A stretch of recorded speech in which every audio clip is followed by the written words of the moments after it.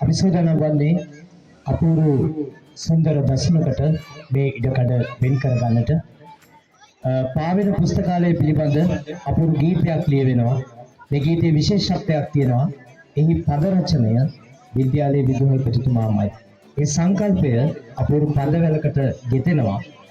ගීපද නිර්මාණය විදුහල්පති නාලින්ද හේනේග මහතා, තනු නිර්මාණය වාද්‍ය විශාරද දිල්හාරා ශ්‍යාමදන්තිමිය, වාදක සහ ගායක මණ්ඩලය පුහුණු කිරීම ශිල්පා මියුසික් ආයතනයේ බාර විශ්‍රාමලක් පාඨශාලාචාර්යිනී පද්මිනී